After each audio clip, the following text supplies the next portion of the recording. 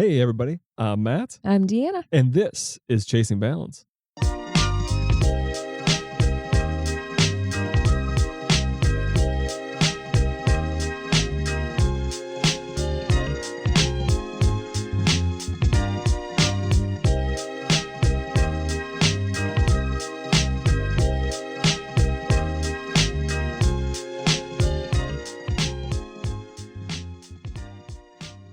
Welcome back to Chasing Balance. We got a good episode for you today. But first off, we got to talk about Mother's Day is coming up this weekend, isn't it? It is.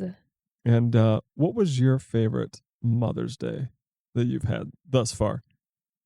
It was probably the one where we went for the hike in the woods. That and then You make that sound so dreary. We took the kids on a hike in the woods. Oh boy, that was the best time ever. Plotting. And I haven't seen the kids since. No. It was just relaxing and then we went to the farm. Yeah, so that was fun in Kensington. Yeah. Went on a little nature walk and then we went to the farm. We had food there. That was fun. It wasn't last year where I made you a full meal from scratch, even lava cakes. That was really good. That was But that good. didn't top the No, that was leaving good. the kids in the woods. And then I think did I stay by the pool? No, we didn't have a pool yet. Nope. Oh, wait. Was that 4th of July then? Yeah. No, we didn't have the pool 4th of July either. What holiday did I spend by the pool? As soon as we had the pool, it was Christmas?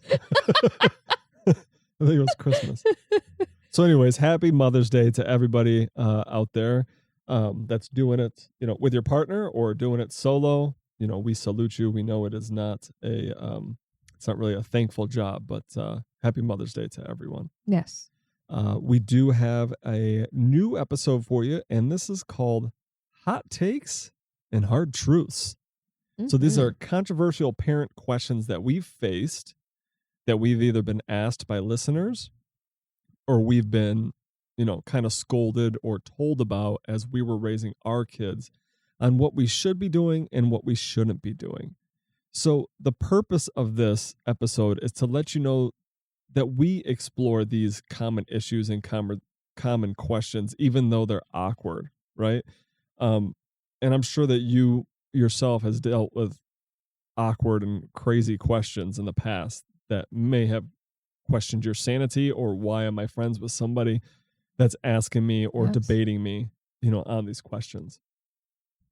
Now, to clarify, this is based on our family's experience. So there is no one size fit all, but this is just what we've come to find out works for our family, or the views that we've had within our household. And I'm actually pretty curious, Deanna, about what some of this stuff you're going to say, because there's stuff that's in the future that our kids haven't gone through as of yet. Ooh. I haven't looked at the outline. You haven't looked at the outline? No, you very literally prepared. just handed it to me.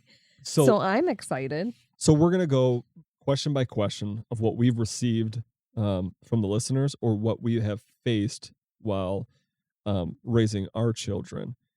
So we're going to get, our initial reaction from it, of these questions, what we've decided to do or what our answer is, and if they've changed, any surprise lessons or outcomes from them.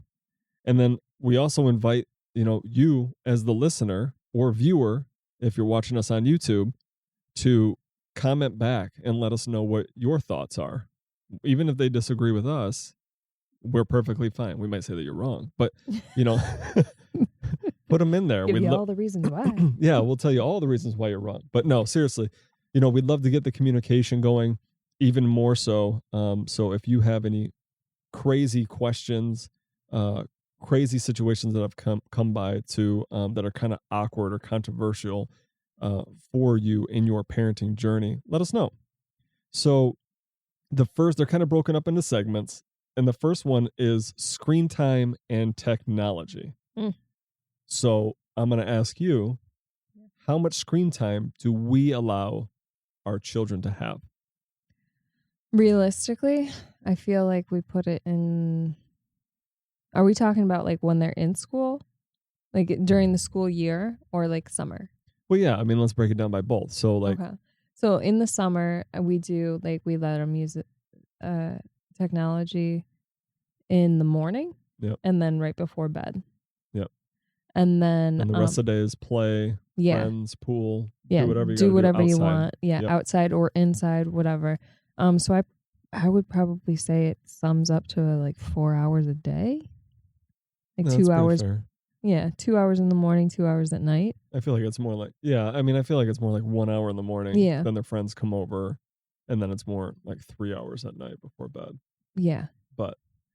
And then obviously that's different during school because we don't allow them to use electronics during the morning, right, whatsoever. And then after school, we let them use a little bit.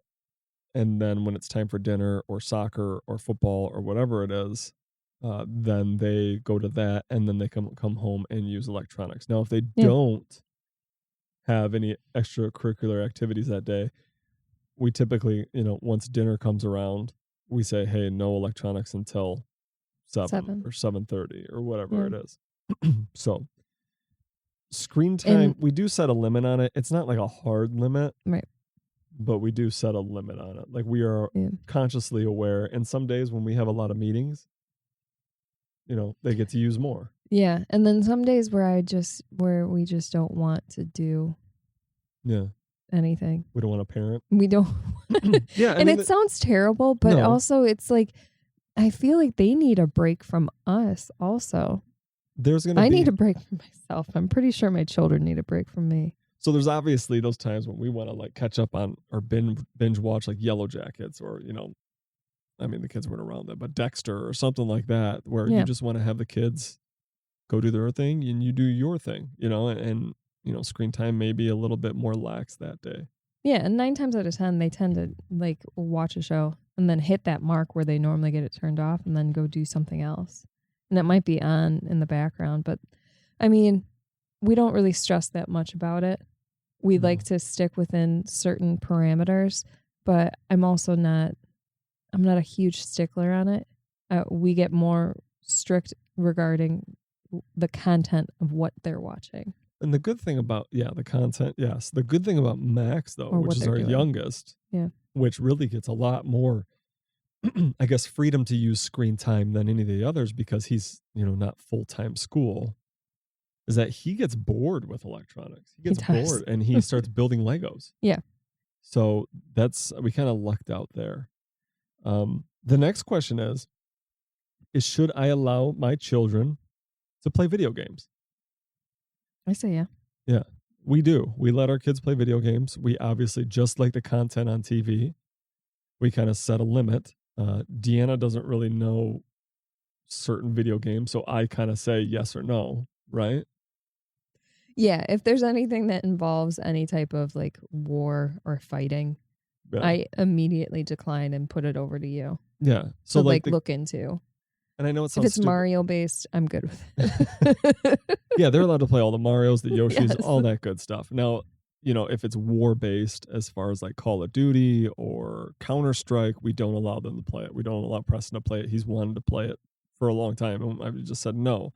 They are allowed to play Fortnite though. So, and that's a little bit different, I guess. Yes, there are still guns, but there's no blood. There's no blood. You're basically a simulation, and then when you get, eliminated, you get taken up by a drone. Going from the video games, it's not really technology on this. However, talking about guns inside the video games, a question we've got is, do you allow your kids to play with toy guns? Yeah. Funny enough, we just got laser guns today. Yeah. Yeah. It's in Nerf guns. I don't see anything wrong with that because because. Yeah. I had toy guns as a kid. Yeah. I played laser tag. I had the cap guns and the pop guns and all that stuff. I had water guns, and when I put those down, I didn't go and cause harm to somebody. Right. Yes. I believe the reason why we get that question is, because of all the school shootings that are out there. And I really do think that obviously the school shootings have to do with, teaching your kids about weapon safety. Mm-hmm. Making sure that it's they don't have access to something like that. Yeah. And if it's something that's inside your house, making sure that it's secure and it's not within reach and it's, in a spot where they definitely cannot get to. And they don't even know where it is. Exactly. Right? And then on top of that, it also has to do with the parenting, right? Like, and mental state of the child. Unfortunately, yes, it's the mental state of the child, and some of those shootings, unfortunately, came from kind of, I guess, broken homes or neglected or ignored children. Yeah. Right. So, yes, we do allow the kids to play with guns. We do have silly rules. Toy guns. I'm sorry. Jesus Christ. Yes, we allow them to play with water guns and Nerf guns and all the make-believe stuff. We do have like silly rules, like you can't point it at anybody's face, even if it's not loaded. Especially the dog. Yeah, you can't point it at the dog. Yep. You can't say, I'm going to kill you. Like, there's certain things that we say that may sound like silly rules, but we hope it kind of instills them that this is pretend. Yeah. Right. That was kind of a little rant off of the video game thing. However, going back to technology, should you give your child a phone? I think yes, once they get to a certain age. Once they're at the age where they are no longer around you, or they have to be at like the school or something after hours, and you need to come and pick them up. Like, let's say, for example, like Preston's of the age where his football practice is like 3 hours long. Right. I'm not the type of person that's going to sit there and watch 12-year-olds play football for 3 hours. I'm sorry. Right. I love them, but if I can get back home and chill out for a little bit and then sit go by back, your pool. and then go back and get them, I'm going to do that. So in that case, in that situation, yes, he has a phone so that I can get to him. Yeah. But we also have a lot of rules regarding that phone. If you're going to go out and hang out with your friends, your phone has to be charged. Yeah. You can't leave. Has to be at least over 20% or something before you leave the house. Yep. And then you have to answer us. You have to respond. You can't leave your phone in your backpack 200 yards away from you. Right. Or in the front yard and then just go inside while it's somebody's raining. house. Yeah, exactly. No, and I think that's the same thing. I don't think we did it just because of sports in school, because COVID was going on then, I think, when we got them their first phones. Yeah. And any parents out there that are on Verizon, they do have a thing called Gizmo. And it's a Gizmo watch. It's a watch that you can program in like 10 people's number, 10 contacts. Yeah. That was a really horrible way of stating it. 10 people's numbers. So you can put that in there. The messed up thing about that, though, is that on that Gizmo, I know, I'm still harping on this shit. It has been 4 years. The kid can't call 911 from that Gizmo watch. And on your bill, you're charged a 911 service fee for that line, just like every other line is. But anyways. Just so you know, I digress. He called multiple times. I did. I called Verizon. Like, this is bullshit. Why am I paying for this? But that's just how I am. So we did switch to, a different cell phone carrier. They didn't have the watches, so we got them phones. Yeah. And I think that we got them phones more so the fact that we trusted both of them to leave our property without them. Yeah. We had and they had a lot of good friends within the neighborhood, and the lots were bigger. Yeah, and our neighborhood is bigger. Yes. Yeah, and they had to leave. They were farther away from us. So even if they didn't have their phone on them, we had like the tracking on the phone. Mm-hmm. That was the nice thing about the watches, that they were always on them, right? Exactly. But they're kids, and they broke so easy. They'd shatter the screen, and it's like, these are not made for kids. Yeah, and I mean, if somebody says, "Well, why don't you just get them an Apple Watch or something like that?" No, thank you. Yeah, I appreciate it, but my children break everything, and they're not Apple Watch money yet. They're not at that. Not until they get a job. Yeah. Yeah, They're not at that place yet. So we talk about the balance and the content control and the age appropriateness of everything. Really, it's the, how much screen time should children have? Well, it depends on their age. It really does. And it really just depends on their own discipline, right? Mm-hmm. Like, we could leave the TV on for Max, our youngest, all day long, but he would not sit in front of it. Now, if we did that for our middle child, he would sit in front of it all day long. He would have the best day of his life, too. Yeah. So you got to look at the age appropriateness of, certain things, and then also what they kind of are. Like, what's their MO? Are they going to be this person that sits in front of the TV all day? Okay, then I do need to set time for them. Mm-hmm. And then also look at the video games. Like, one day we're going to have to say, yes, Preston, you can play Counter-Strike. Brayden, you need to leave the room. You shouldn't be watching him play this, right? We don't necessarily have to, Well, I mean, come on. There will be a day where that question comes and we'll contemplate it, yes. It's just like social media. Like, there's a day that we're going to say, Preston, yes, you can start using social media. And Brayden, no, you can't. You know it. I know, but I just don't like to think about it. Oh. I like to think about the fact that I will be old and he's still... They're still young. Yeah. They just have some kind of disease that they don't grow up. No, they'll just still be sweet and innocent. So you want them to live with us our entire lives. Got it. No. Let's move on. So the next area is boundaries and discipline. And here's a funny one for you. Believe it or not, people are asked this question and they actually contemplate this when they're having children or raising their children.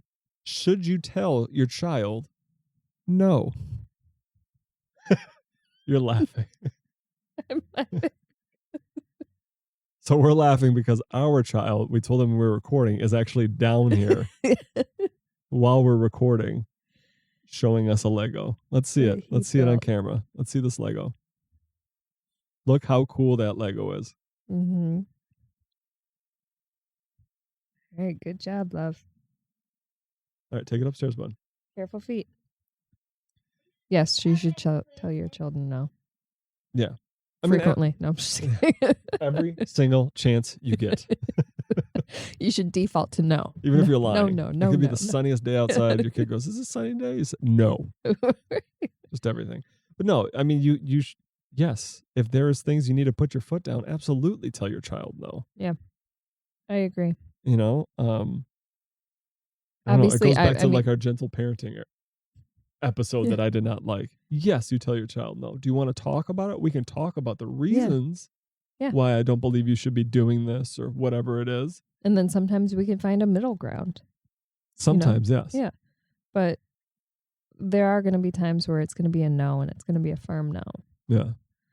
But and they better listen. Yeah. Which takes us to the next question. Should your children be able to backtalk?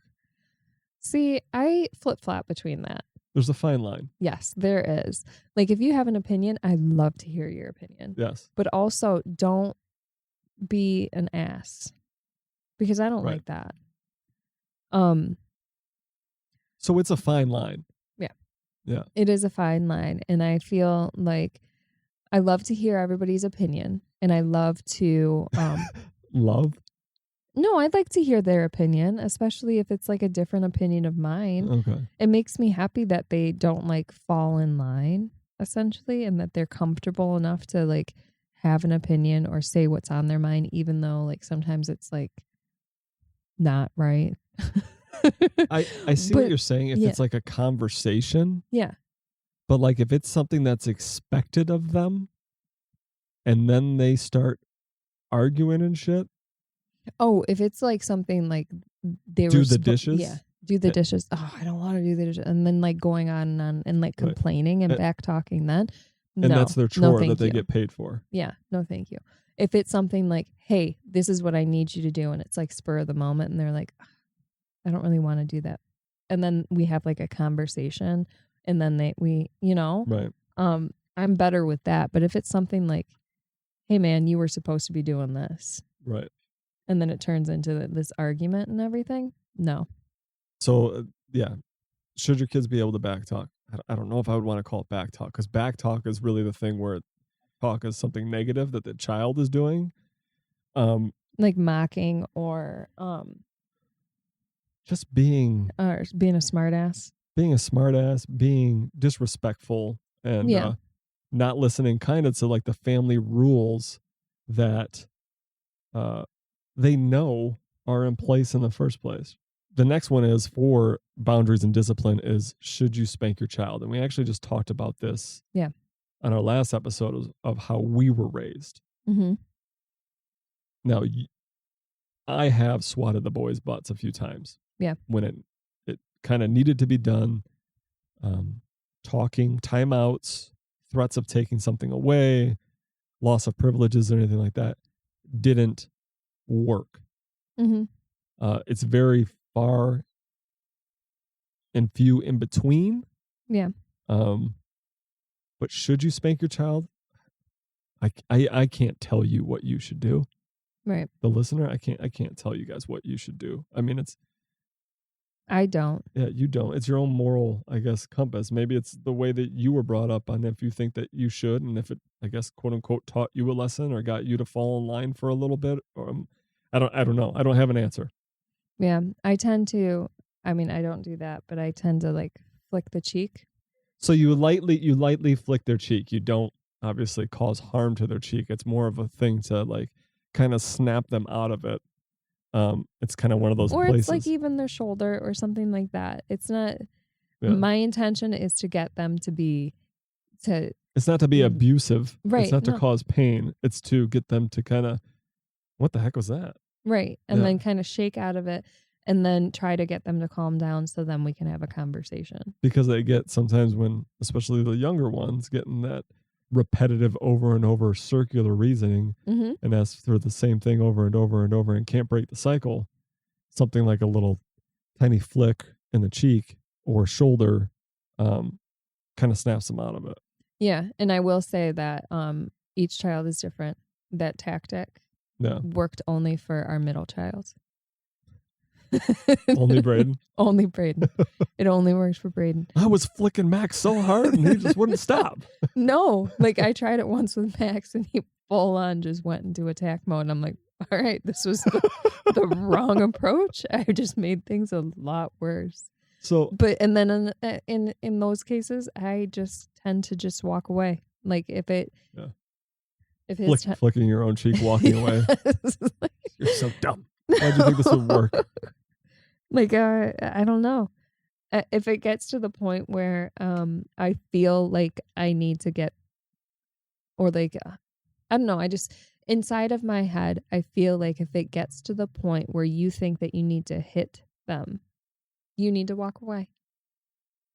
So sharing the discipline philosophy of what has worked for us and what hasn't. So obviously, talking typically does work. Sharing reason with them, having those consequences that if something was done inappropriately, as far as listening to us or not following the rules, something will get taken away. They'll lose a privilege. And then obviously if you go back to spanking, should you spank your child? I'm going to say no for legal purposes. But no, I can't answer that for you. I don't know how you were raised. Like I said before, I was spanked as a child and it didn't ruin me. It didn't change my outlook on life. It didn't, do anything horrible to me. And then obviously a gentle twitch. Yeah. I just twitch now every time you yell at the kids. Every time you open the kitchen drawer with a wooden spoon, I twitch a little bit. So and then also spanking can backfire, right? Because I remember when I was 14, I don't know if I was 14, maybe 12, 13, whatever it was. I was getting to be a preteen and I remember getting spanked. Like I was walking up the stairs or something and my mom or my dad swatted me.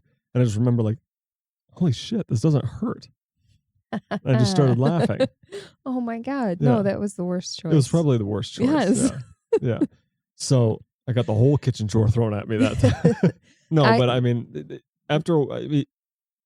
it's not the reaction of I guess that's the thing. It's not the reaction of it actually hurting, right?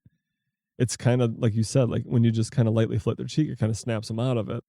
But this is about really the boundaries and discipline are about respect versus obedience, right? Like exactly what we were talking about with do you allow your child to talk back? They don't talk back. If they don't talk back, they are obedient. If they do try to have a discussion with you, that is respectful. And then that is a huge difference, right? Yes. Between 100%. being disrespectful and talking back and trying to understand something to reason with you. Yes. Even if mom and dad are going to win. Right? Yes. But at least they get the understanding. Yep. And I agree with that. And then, I mean, even in the boundaries and the disciplines, the things that, another thing that has worked for us is timeouts. We've used that with all of our kids, and just like a little break. And even for us, like there are times where I'll have to take timeouts and I'll just be like, there's nothing that we can do right now. Like you and I are not on the same page. I think we started doing the timeouts like when we were watching like Super Nanny. We did, yes. But I don't know if we did timeouts with Preston, but I know we did it with Braden and Max. But Preston was, whew, he was a toddler, I'll tell you. He was something. He was unique for sure. Mm-hmm. He's a great kid now. He definitely is. Yeah. He's turned out all to the be flicks in the cheek. He's got a twitch now from that. Come on. He's always like, anybody ever taps him on the shoulder, he's like, what the fuck? So the next topic of the next subject of questions is life preparation and responsibility. So this question is should you pay your children to do chores? I think that once they get to a certain age, it's totally fine if you want to, although I don't think that it's entirely necessary. If they're the type of kid that needs like the incentive in order to do it, maybe like a small amount, and then, they can save up. But if they're not, and they're really happy with being helpful around the house, then tell us your secrets. Yeah, like I said, we have a neighbor that, their kid is younger than our oldest, and he gets on that zero-turn lawnmower and is happy as a clam to cut their grass. And I got to pull teeth to get someone to cut our grass. And meanwhile, your kid has a landscaping company, and he's just like, you didn't hear? It went under. Chapter Shocker. 11, bankrupt. So I look at it two different. There is two different ways of looking at it, right? I see these influencers online that talk about this, like, no, you shouldn't pay your fucking kids to do chores around the house, right? Like, that's their responsibility to help with the household. So I kind of see when they say that, but it's also like they're children. Yeah, right? I don't want to do it, and I'm an adult. Right, and then I look at it as, should I pay them to help out? And I think, should I be paying them? They should be helping out too. They should be. Because they have really nice lives. And they have a lot of good things. Mm-hmm. So right now, the current mood that we're in, we pay them. Yeah. And honestly, we pay two of them. It doesn't work. It doesn't always work. No. Like we set up a thing for them to check it off. And if they check it off, then they get paid at the end of the week. And they still argue about the chores, and they still argue about all this stuff, and they don't check it off, and they don't get paid. And they are still so surprised every day, right, that they have to do the same chores. Yeah, like, you mean to tell me I have to do the dishes again? Like, shocked. Come look in our laundry room. Oh my God, we should do our laundry. So should children get paid to do chores? We do think that they should. Sometimes we treat it as, oh, you want to go do this special thing or go on this special occasion with your friends or a trip, Michigan Adventures or something like that. We need you to help out doing this, this, and this. Yeah. Right. It's kind of a trade-off for this bonus. The next one is how to teach children work ethic. This is kind of a hard one. It's not really a yes or no type of thing. Well, I would say that it would probably apply mostly to like schoolwork, like just doing your best and putting your best foot forward, right? Yeah, and then but I like would also staying, say sports too. yeah, and then doing your best, putting your best foot forward, and then also don't quit. Yeah, essentially, but also know your worth. that's true. Yeah, I mean, the schoolwork for sure. You know, you see that payoff with obviously your grade, right? Right. And if your grades are good, mom and dad are happy, and you typically get rewarded for your good grades, Mm-hmm. right? Sports, that's kind of a no brainer in a way. If they're motivated by that sport, if they really like it, right? Like Braden with soccer. If you work hard, you will reap those benefits at your game. Yeah, exactly. Right? That shows your work ethic. I learned work ethic, and I'm sure you did too, differently by our parents. I probably didn't learn like the best way because I learned work ethic by my dad not being home a lot. Right? Yeah. I know it's funny, but it's also kind of sad, right? It's very sad, yeah. And it's not that he like ran away or anything, or he was on the road truck driving or anything like that. He just worked really long hours, and you know, he would be at work before the kids would wake up. He would come home from work after dinner. Yeah. You know, and then it was, you know, the wash, rinse, and repeat the whole cycle, and he typically had one day off a week where he had to do all of the chores. Yeah, and that's when he cut the grass and all that stuff. And shampooed the I didn't get carpets. paid for my allowance or for chores, and I would cut the grass and I would do that stuff as much as I could. But I mean, even when I was younger, when I wasn't allowed to touch the lawnmower, my parents didn't trust me for good reason. I could only imagine what the lawn would look like. Oh, what would my body would look like? What my neighbor's dog would look like. What the neighborhood kids would look like. Oh my gosh. That was a bad kid.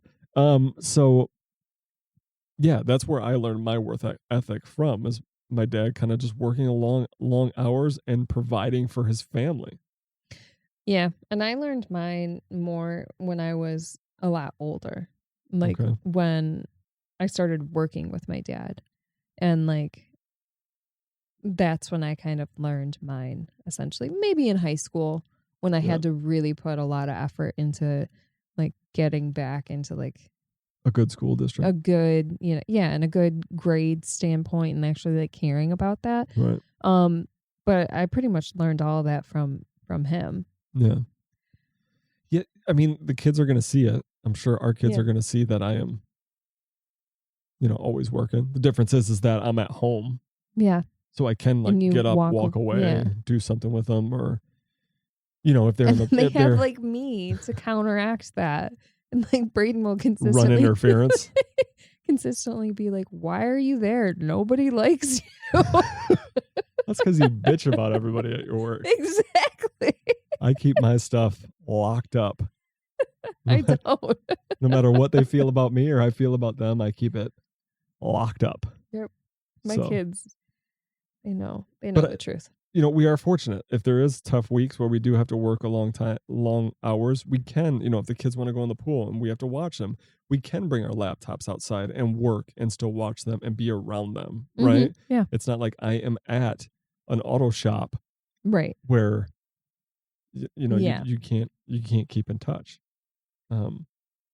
Anything else to add to work ethic? No. So the next one is for responsibilities is, should your kids have jobs or should you allow them to have a job? And, at what age? And this is kind of interesting timing. It is. Right? Yeah. Like Preston, for example, he just got a job as, he like umpires. Mm-hmm. So he gets assigned certain games and he goes out and umps them and gets paid a stupid amount of money for doing like 2 hours of work. It's pretty good pay. Yeah. It is. For a 12-year-old? Yeah. And I think I'm okay with that. Yeah. Now I because it's something that he loves. It's a sport that he loves. Yep. It's a way to be involved in he's learning a whole different side of things. So I'm good with that. Mm-hmm. Now, if he were to be like, hey, could I go and work at Kroger as a cart boy? Exactly. Right. Not so much right now. You know, one of the things I will stand firm on, and I think you have my back on this, is that if the kids' grades, we said it before, if the kids' grades slip, Mm-hmm. I'm not going to pull them out of sports. Right. But if the kids' grades slip or they start slacking in sports, Mhm. I will tell them they are not allowed to work that job anymore. Yeah, I agree with that. Yeah. Because they don't need to do that. No, or if they're disrespectful to us. Right, yeah. Wait, what? If they can't hold up their part of the bargain at home, doing Okay. the chores that we ask them, the 2 or 3 chores that we ask them to do a day, Okay. like dishes, wipe the table down, and feed the dog, Okay, all right. then I will gladly say, I'm not going to go out of my way to drop you off at your job. Oh, okay. Right? I if see you what you're can't saying. help us out at home. I went to there in high school. Oh no, I'm talking about right now. Yeah. Well, even in high school too. I mean, if they don't have a license, right? Yeah. So yeah, I guess that's true.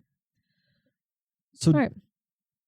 We discussed the pros and cons of allowances, you know, and like if there's unpaid expectations, and then we also tried to talk about real world life skills learned from our parents and their work ethic. I do think our children will see how we work and play off of that. I do think that if they ever have to go in for a job, it will be very baffled. weird. Yeah. Like, wait, I stay here all day? That's crazy. Why? Right. Can I take my laptop to the baseball field? You know? Right. So that will be different for them. The next subject matter on here is called lifestyle and values. So one question that a lot of parents ask, especially new parents, is where do you get the best quality of education for your children? Now, you know more about this when you researched it. We did live out in South Lyon for South Lyon schools. We didn't have kids at that time, so I really wasn't even looking at that. You were looking at that, right? I kind of, ignorance. I just kind of thought all public schools were treated equally, right? Which is, well, yeah. I mean, I kind of knew that, like, probably Detroit public schools are not as good as South Lyon public schools, right? Obviously. No, that's false.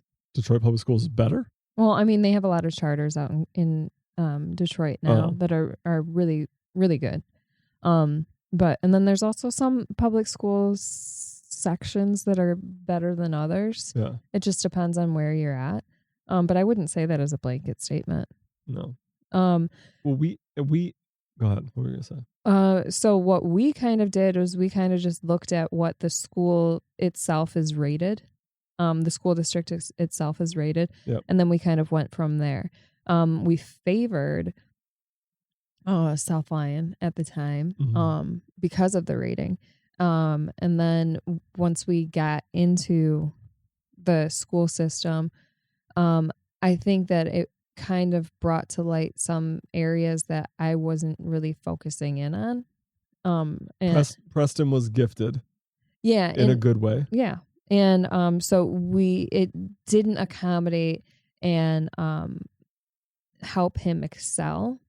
So then that's when we started to look into charters.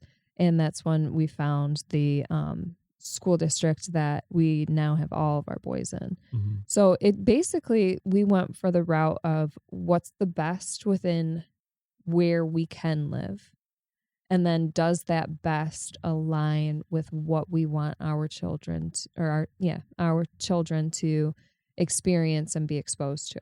Or do the schools around where we're going to live offer school of choice? Exactly. Yeah. So we picked South Lyon to move to because it was nice. It was a new construction home and the school district. That was all on you. I wouldn't have researched that. Then you finally get your kid into there. I was pregnant at the time. Yeah, I still wasn't thinking about that. I was thinking about the nice new house. Thinking about the 2x4s and the lumber and all that stuff. So, and then we ended up not working out because, our oldest was gifted. He was on a kind of an accelerated track, or he could be, and they did away with that program at that school. Yeah. Didn't feel like his needs were being met. So we did end up moving our entire family to a new school district to be closer to the one that we saw them excel at. And obviously, if you heard to the COVID episode, we moved out right to the school that we wanted right when all the schools shut down. So that was kind of funny. Now, a tip, and I'm sure maybe you did this, but one of my marketing jobs is with a home builder, and I do sometimes have to list homes, new construction homes, on Zillow or realtor.com. And it is a requirement for me. What's so funny? Continue. I feel like this was like the one thing that I focused in on. You focused in on like the lot size. I focused in on the school district. Yeah. Within the Zillow listing is what you're saying. But now, yeah. So when I list homes now, it is a requirement that I put before I can even save the home for it to go live. It is a requirement that you had to put the school district in, and you had to put the high school, the public high school that is in that district in there. And you will see all these ratings on Zillow or realtor.com or whatever. And I'm sure there's obviously other websites, right, that you can go on to see school ratings. So if you're looking for a home, make sure you scroll down all the way. Wait, it has the school's rating on there now? I'm pretty sure, yeah. Oh, okay. That's new to me. Yeah. But that was like the one thing that I focused in on, Matthew. I can look it up right now. Why are you saying Matthew? Because you were implying that you're like, you might not have known this. No. No, I was talking to the users. Like maybe they didn't know this. And I said this is probably something that you paid attention to. Oh. Yeah, I'm just going to go to some random listing here and see. So there's a house in South Lyon. I'm on Zillow. I know I have to put it in for a new construction home. So I'm wondering if existing homes have to. Yeah, it's in there. So right at the bottom, if you keep scrolling down. So if you're on Zillow and you're looking to move, scroll all the way down past to where, are you ready to talk to an agent? Blah, blah, blah.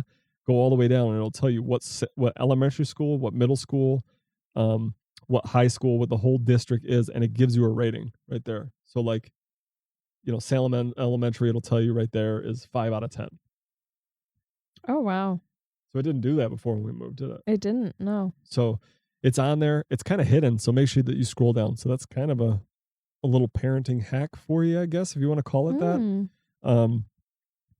I'm pretty sure that realtors and home builders have to. It's a requirement to put that in now before the listing can even go live. So that's interesting. I like pretty that. Nice. Yeah.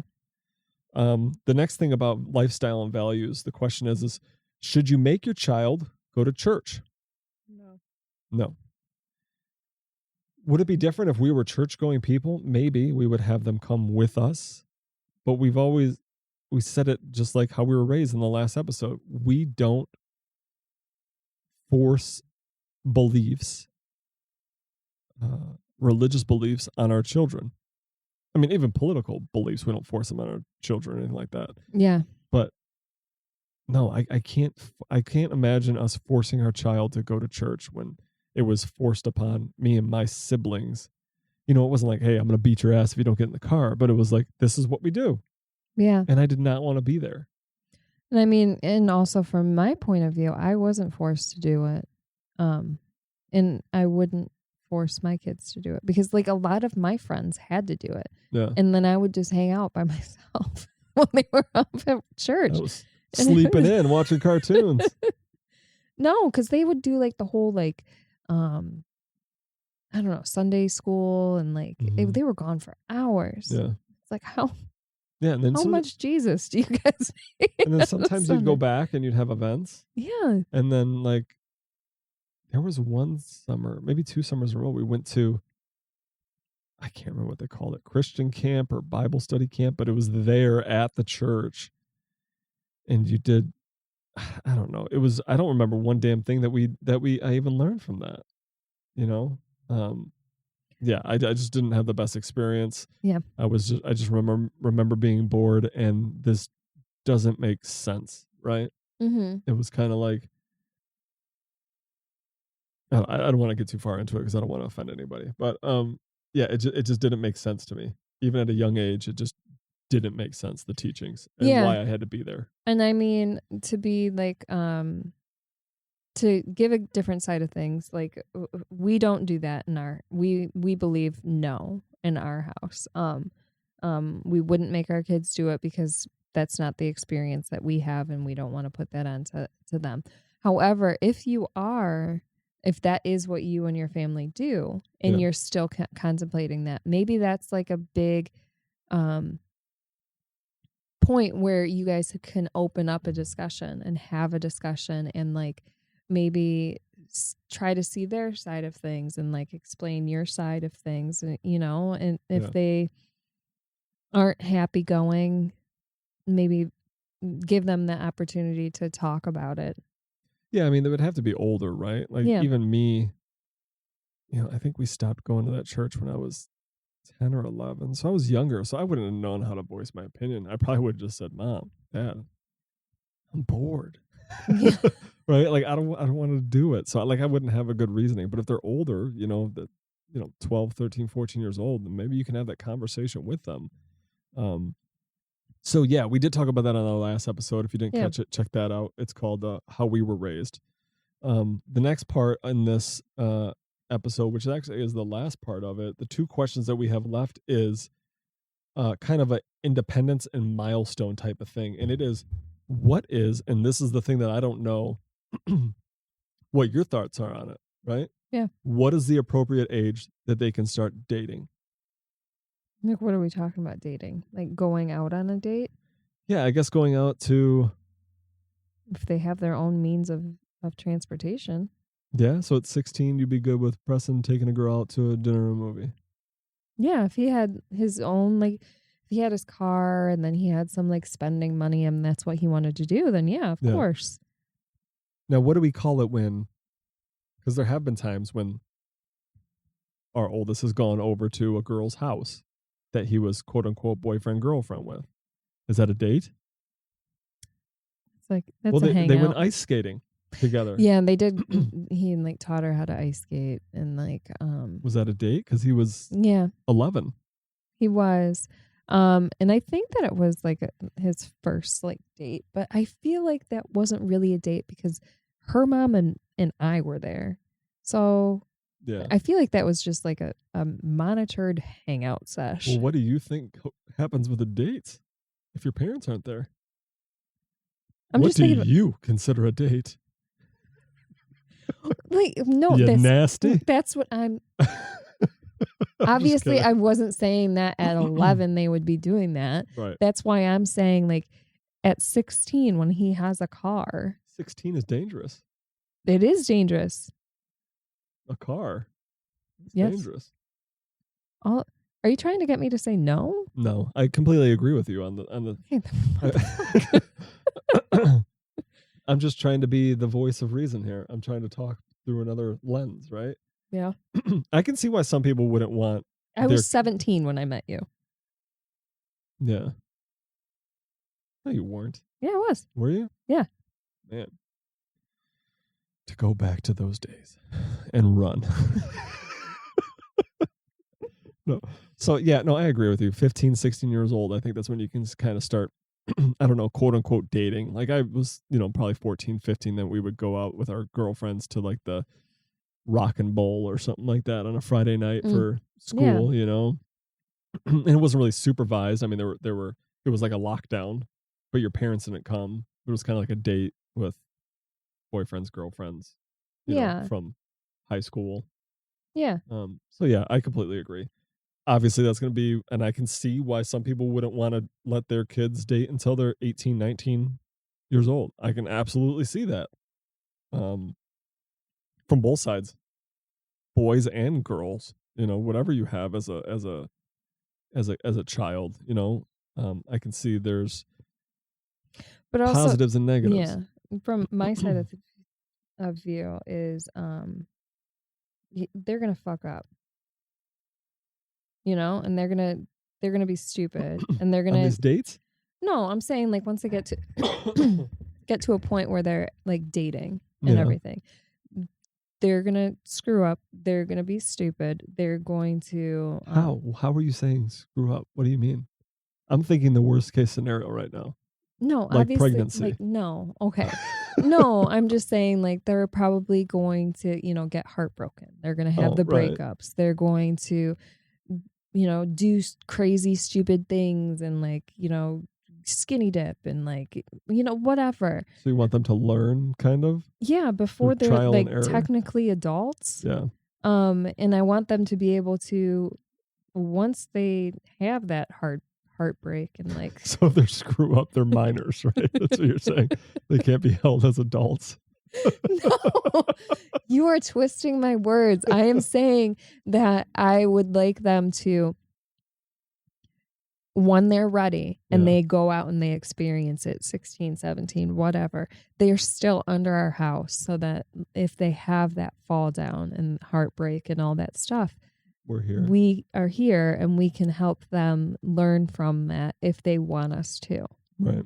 Instead of, like, holding off until they're 18 and they're off in college. No, thank you. Yeah. That's pregnancy city right there. No, I get it. I understand what you're saying. It's kind of like you kind of go through trial relationships in a way and you learn from it, right? Right. And I guess heartbreak isn't as bad when you're 15, 16. Exactly. Right? Obviously I only know that from the men's side of things, but it is what it is, and you kind of moved on. And I remember there was, like, multiple... No. I remember that... Oh, Lord. There was, like guys that I would start dating and I would bring back to the house, to, like, my dad's house, and, like, introduce them to my dad or whatever. My dad would just be like, "Oh, really nice to meet you." And then we would go to, like, leave and he'd be like, "Nope." And then I would come home later on. He's like, "Never want to see that person again." Wow. And well, at least he was honest with you, right? Yeah. You were the only one that he was like, "Have fun." And then I don't believe you. I'm 100% serious. Really? Yeah. And then the only thing that he had negative to say about you, in the most Bill negative way. Yeah. What's with all that jewelry? Was I wearing jewelry? That was when you were wearing, like, the dog tags and stuff. like Yeah. That was when I and was you had the big gangsta. Yeah, big earrings. Oh yeah. Times have changed. Yep. Yeah, so I agree with you on the dating age for sure. Like 15, 16, I can see that happening. When the next part is, when will we let our children learn to drive? Preston, I think right when he can get his learner's permit. Braden, Yep. I feel like 18 would be too soon. I feel the same exact way. It's all about, and it's funny. I was talking to my dad about this, the other day, like how, I was like his, riding buddy on the dirt bikes or the mopeds or the go-karts and all that stuff. Like that would be me. Mm-hmm. And I kind of saw it in my siblings, like either they weren't interested or one of them just was not coordinated enough. And you know which one I'm talking about. And I think it's the same way for our children. Not that they're not coordinated. It's just that, I think we can trust Preston. He's reliable. Where Braden, he's really got to step it up and prove to us that he can, because he's definitely got a lot of free will. Yeah. So my apprehension is, I know that Preston is very analytical, right? And he will observe and he catches things, and his response time is very quick, right? And in emergency situations, he knows exactly what to do. Mm-hmm. He is like on it. Braden, I feel like he's the kind of kid that will get in the freeway and be like, YOLO. 120. This car can go up to 120. Let's check it out. My speedometer's got 3 digits on it. Yeah. Let's see what I can get this up to. Yeah, and I don't think that he's looking at the odometer. He's like, Mom has gone out 199 miles. Let me see if I can beat a record. He just floors it. Yeah. It's just, I think that he needs to have some emotional growth. Yeah. So we do hope that some of these questions or all of the questions kind of related to you. Shed some light on it. Maybe a little bit of humor if it's something that you've been dreading, either working on or talking about, or dealing with your children.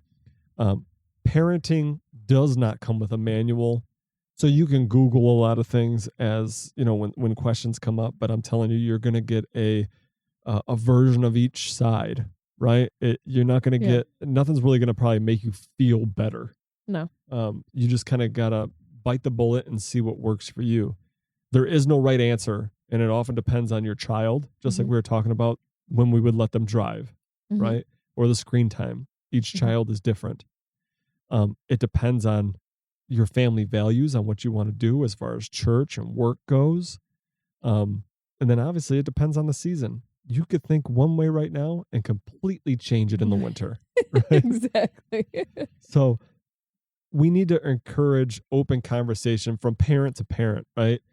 Don't be one of those judgy parents that are out there judging you, judging other parents on what they're doing, how they're raising their kids, and how you think that you have the best way of raising your kids. Maybe lend a hand, maybe give a little bit of advice, or maybe ask a few questions. We need to open up the conversation from parent to parent where we're not accusing and we're just gathering more information and trying to help each other out. Right? Yeah. It helps us all grow. We invite the listeners. First off, we thank you for listening, and we invite you to share your thoughts. You can hit us up on Instagram, Facebook, all the social media, which is Chasing Balance Podcast. And every time one of these episodes come out, it also comes out on YouTube with a bunch of nice shorts. If you don't have time to listen to the whole episode, you can check us out on there, see my wife's beautiful face, and see how we banter back and forth. Once again, we greatly appreciate you listening. I'm Matt. I'm Deanna. And this is Chasing Balance. Real life parenting, one conversation at a time. We'll see you guys later. Bye.